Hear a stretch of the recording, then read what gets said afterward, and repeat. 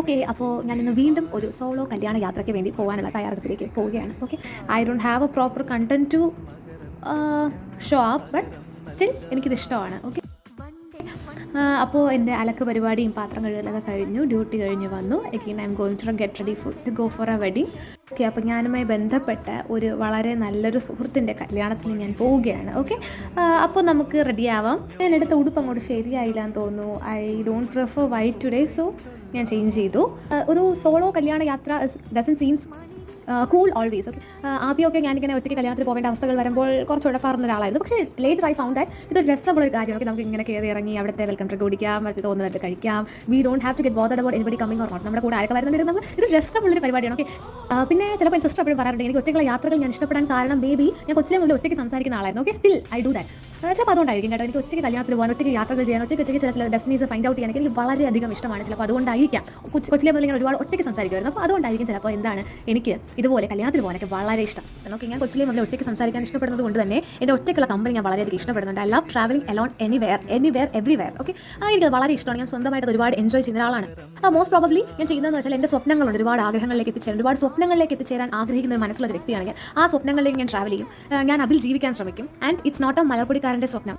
എൻ്റെ ഗോൾസും എൻ്റെ അംബീഷൻസും ആയിരിക്കും അവിടെ ഉണ്ടാവുക. ആ സമയത്ത് അതിൻ്റെ മെറിറ്റ്സും ഡീമെറിറ്റ്സും ഒക്കെ എനിക്ക് മനസ്സിലാക്കാൻ കഴിയാറുണ്ട്. And so that when it come to real life I can choose what I need, not what I won't.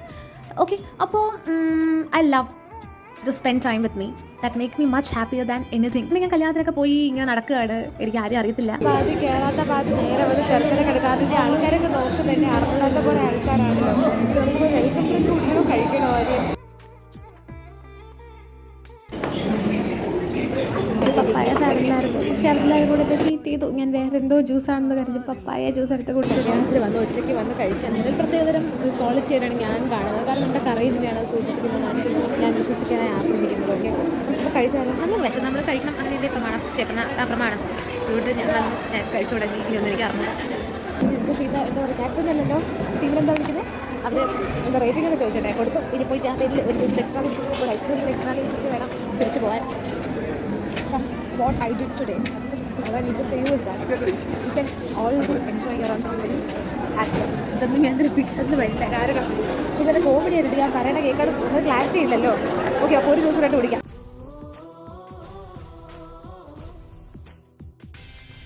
ചെറുക്കെ രൂക്ഷമായി നോക്കുന്നു ചേട്ടൻ റെസ്റ്റോറൻറ്റ് പിടിക്കട്ടെ.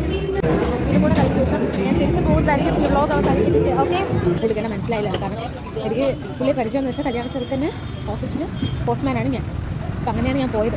ഞാൻ സ്റ്റേജിൽ കയറി പോയപ്പോൾ പുള്ളി ഇങ്ങനെ നോക്കുന്നുണ്ടായിരുന്നു. പുള്ളിക്ക് മനസ്സിലായില്ല എന്ന് തോന്നുന്നു. ഫൈൻ, ഓക്കെ മനസ്സിലായി. ഞാൻ അവിടെ കയറി എത്തിയപ്പോഴത്തേക്കും പുള്ളി ആലോചിച്ചെത്തി.